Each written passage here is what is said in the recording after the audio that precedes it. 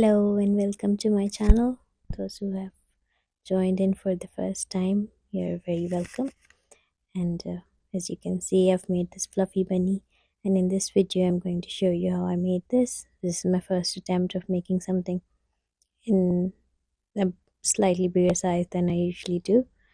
And I'm happy with it, the way it turned out. So, as I've mentioned earlier in my videos, I'm a self-taught artist and I'm learning with every piece that I do. And this one was a big challenge, you can say. And I think it turned out pretty good, and I'm sure the next one I do is going to be even better because with every piece you learn. I've started off with the head, and as usual, I'm using cordell slivers, and I like shaping my head right from the beginning so I know where I'm headed. And I'm trying to get it into a shape of the head of a bunny, and just rolling out some wool just to see how big I want my bunny to be. And then I decided otherwise, and I thought I'll just sketch out the skeleton of a rabbit and do some wire armature instead. As to be honest, I bought the baby alpaca wool for the very first time, and I wanted to try something in detail.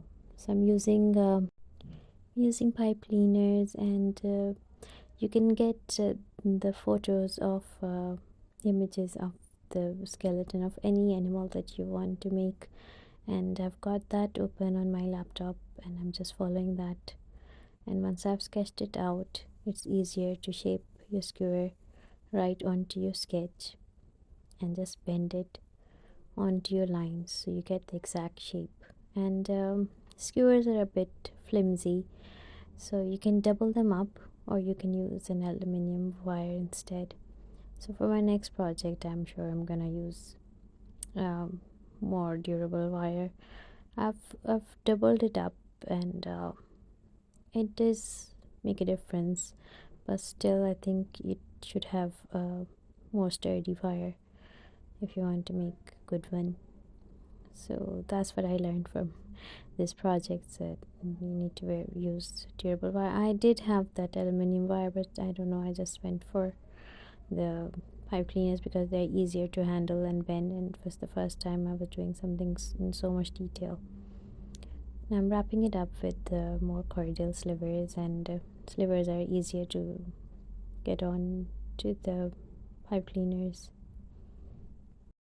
So even when you're using the aluminium wire, you should always wrap them up with the pipe cleaners, and the wool holds together well. So I'm shaping the thighs, and as you can see, I've added more wool to go across the parts of the thighs so I get a rounded finish. So it's like going around the chest area, and the thighs I've made like semicircles, and I'm going to build more upon that.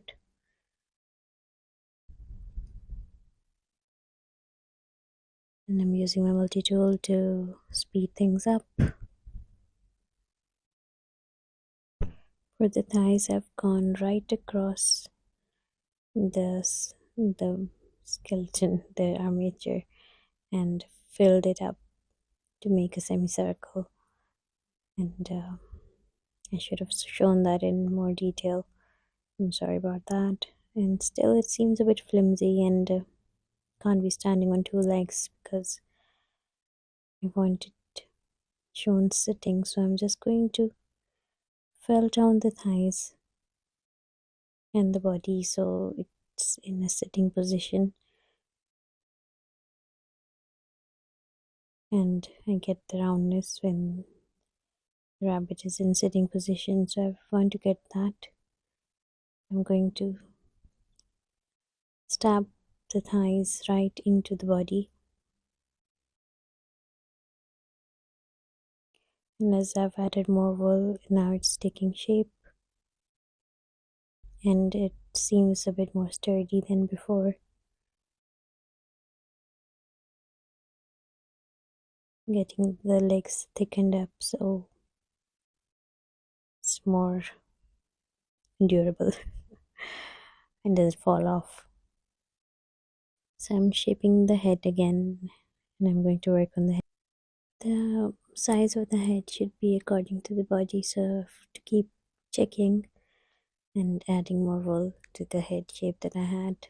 I'm just shaping the head, and for the shape of the head you need three triangles, and I'm shaping them roughly the equal size, and one is going to cover the forehead and two are going to be on the sides that are going to form the cheeks.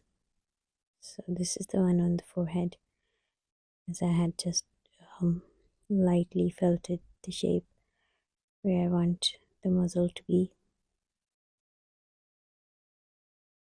Then this is the side.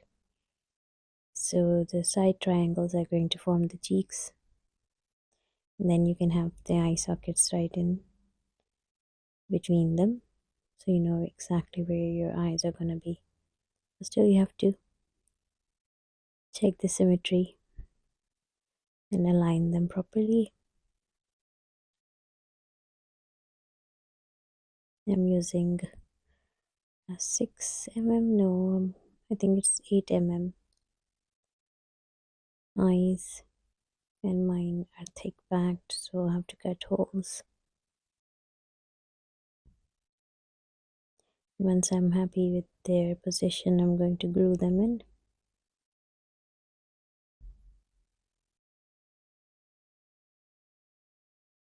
I think it sits well with the body, and I think it's the right size. I'm just going to start off with the details. So I'm using white, merino, and light brown baby alpaca, and I've cut some strands and I'm going around the eyes just to make the eye sockets. Now I'm going to add fur. I'm just defining the nose and the mouth with a little darker brown color.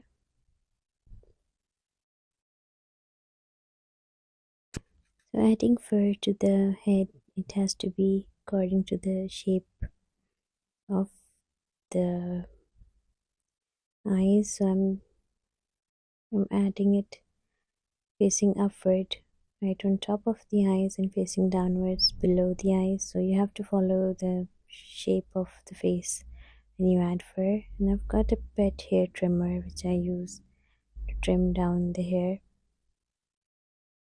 and an eyebrow brush. Brush it off very lightly, and you can always trim it with the scissors as well. So it needs practice, and I think I'm still in the process of learning because I'm very cautious when it comes to trimming it off. And I think I need to be more bold to get the short fur, because all of my products end up being more fluffier than I want them to be. Now I'm shaping the ears, and I want to add fur, so I've taken very thin layer of cordial of the base wool, and as you can see I'm adding fur facing downwards because I'm going to make the droopy ears. So I've got that in mind, and that's how I'm placing the fur facing down. So I'm felting it nice and securely on all the edges and trimming it down.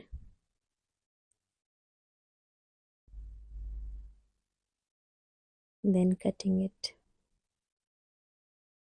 I've got a nice fluffy ear, and yes, to add the pink inside, although it won't show, but just have to be careful about the details. I think this is the right size. I'm going to make another one and then give it a trim, and both are done. So I get two similar ears and don't want them to be too fluffy.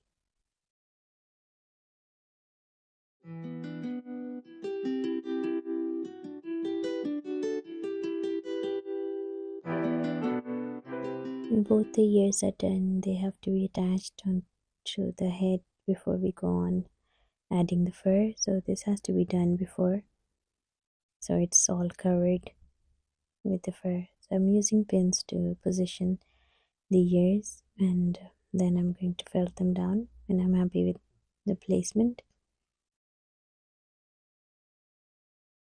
And as you can see, I had left some wool, which makes it easier to attach to the head at the end of both the ears.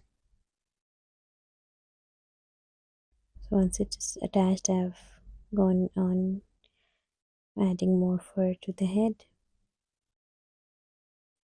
I'm giving it a trim, and with the trimmer you have to go along the shape of the head.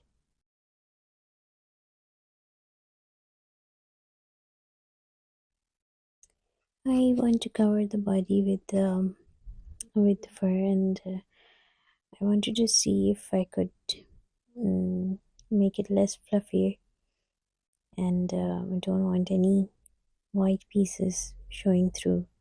So I've just mixed up some colors, and using the pelleting technique. Like first you lay down the colors and shades that you want to put on your animal, and then you stab it down to make a sheet, and then just place it onto your animal and felt it down. That's what I did, and I wanted to make it less fluffy, but I ended up making a fluffy bunny. So when I was making it and filming it, I want to cover the whole thing with color. So if I'm using less fur, no base wool shows through. That was the plan, and so I've covered the whole bunny and the thighs with the colored wool, and it still seems very thin, so I'm going to add some fur and see how it looks.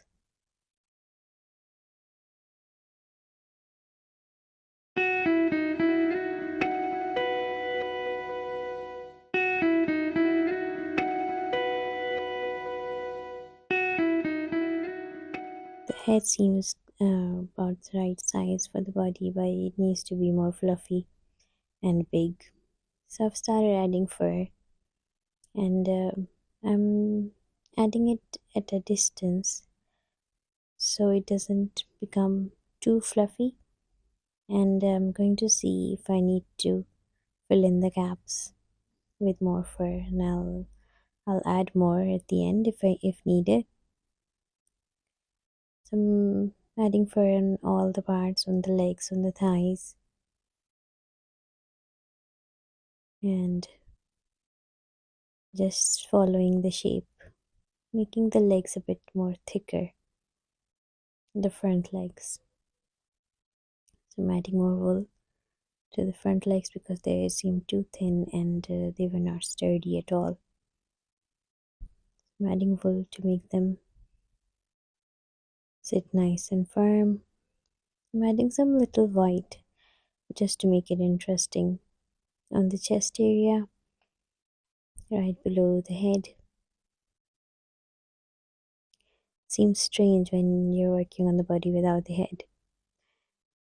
And now I'm adding shape and color to the back feet.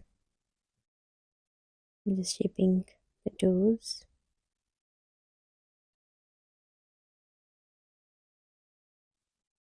Then I'm going to add color to them. following the shape of the toes.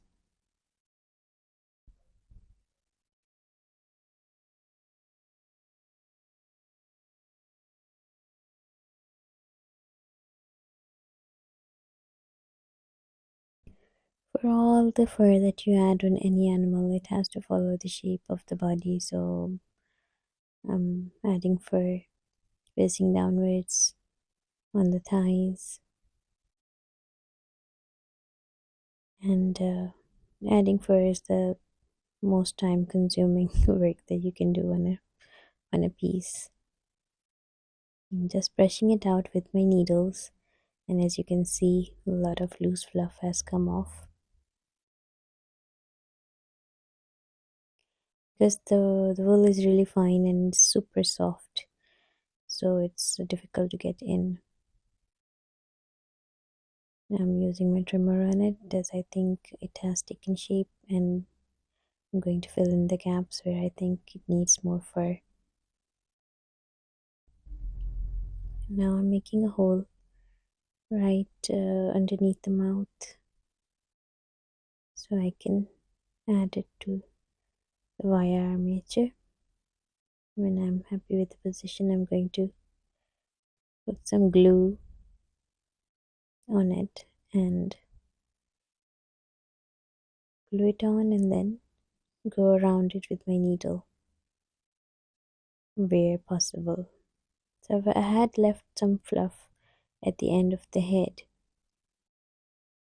and I went around it with my needle so it was easier. You should always leave some fluff at the end of ears and neck if you're attaching it. So I'm giving it a good trim, and now I'm filling the gaps where I think it needs more fur, right underneath the ears.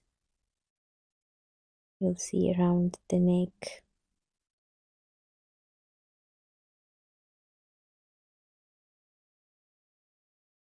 and near the thighs, so wherever you think you need.